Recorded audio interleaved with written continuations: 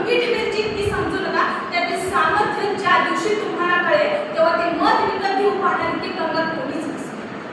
ज्या काळामध्ये एक व्यक्ती म्हणून जगणे कठीण होते, ज्या काळामध्ये एक व्यक्ती म्हणून जगणे कठीण होते, त्या काळात जगातील उच्च दर्जाच्या विद्यापीठात जाऊन शिक्षण घेणारे डॉक्टर बाबासाहेब आंबेडकर हे आपल्यासाठी एक अखंड प्रेरणास्रोत आहेत।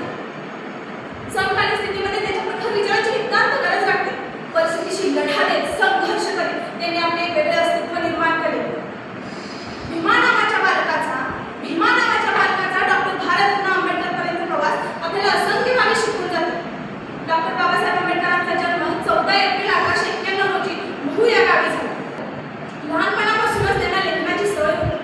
आपल्या लेखणीच्या माध्यमातून त्यांनी आपल्या प्रखर विचारांना वाचा आपल्या लेखणीच्या माध्यमातून त्यांनी जगभरातील विविध देशांच्या संविधानाचा अभ्यास करून जगातील सर्वात मोठ्या लोकशाही प्रधान देशाचे संविधान लिहिले। म्हणूनच त्यांना आपण भारतीय राज्यघटनेचे शिल्पकार असे म्हणतो।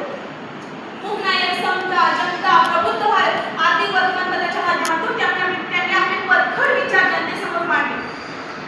शेतकरी चळवळ, पुणे करार यासारख्या आदी काही महत्त्वपूर्ण बाबी आपल्याला त्यांच्या जीवनाची एक बाजू आपल्या समोर मांडतात। समताधिष्ठित समाज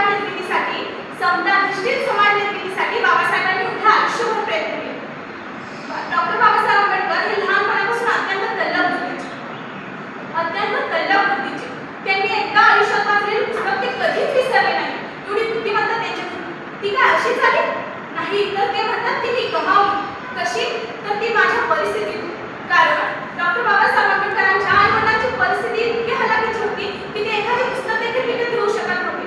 त्यामुळे एखादं पुस्तक जर बाबासाहेबांच्या हाती सापडलं तर त्यांना असं वाटे की ते आज पुस्तक माझ्या हातात आहे, की ते पुस्तक आज माझ्या हातात आहे, उद्या आयुष्यात पुन्हा मिळेल की नाही याची माहिती नाही। म्हणून ते म्हणायचे हे पुस्तक आज कसं वाचायचं, म्हणूनच ते पुस्तक आज कसं वाचायचं की ते पुन्हा वाचायची गरज पडणार नाही, की पुन्हा वाचायची गरज पडणार नाही।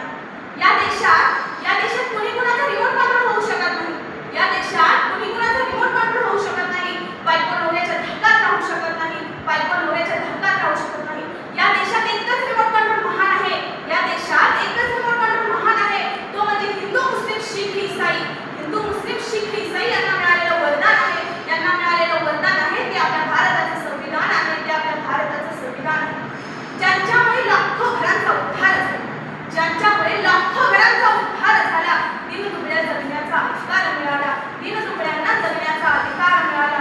कोटी कोटी अभिवादन त्या महामानवाला ज्यांनी संविधान रूपी समतेचा अधिकार दिला, समतेचा अधिकार